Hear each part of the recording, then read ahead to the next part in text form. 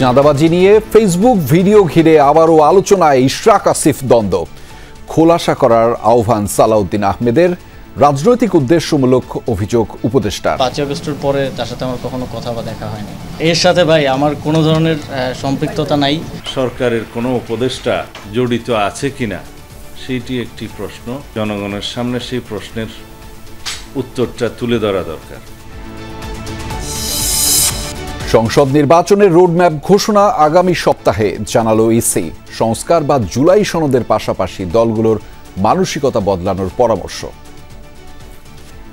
গুরুত্বপূর্ণ এইসব পরিবর্তনগুলো এটা যদি মনে না করে তাহলে কিছুই হবে না। তো নাগরিকরা সোচ্চার হইলে, সক্রিয় হইলে তাহলেই হবে। রূপরেখা তৈরি হয়ে গেছে, কিন্তু বাস্তবায়নের পথে অন্তরায় রয়ে গেছে। অবৈধ সম্পদ অর্জনের অভিযোগে জয়ের বিরুদ্ধে দুর্নীতির মামলা দায়ের। তদন্ত কমিটি হচ্ছে আওয়ামী লীগ আমলে কেনা গোয়েন্দা নজরদারির সরঞ্জাম নিয়ে। অভিযানে লুট হওয়া পাথরের সামান্যই উদ্ধার। লুটেরাদের তালিকা করার নির্দেশ হাইকোর্টের। দীর্ঘদিনের নীরবতার বিষয়ে সদুত্তর নেই ডিসির।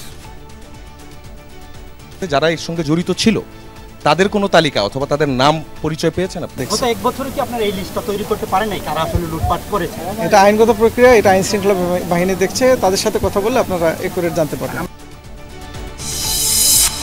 উন্নয়ন চিন্তায় দেশীয় বিশেষজ্ঞদের এড়িয়ে যাওয়ার অভিযোগ সিপিডির ফাহমিদা খাতুনের। বললেন, উপদেষ্টা পরিষদের অর্ধেকই অভিজ্ঞতাহীন।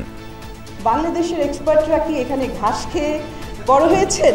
হাফ অফ দ্য অ্যাডভাইজার তারা কিন্তু এখানে কোনো ধরনের অভিজ্ঞতা নাই। মনে হচ্ছে যেন তারা এখানে ইন্টার্নশিপ করতে আছে।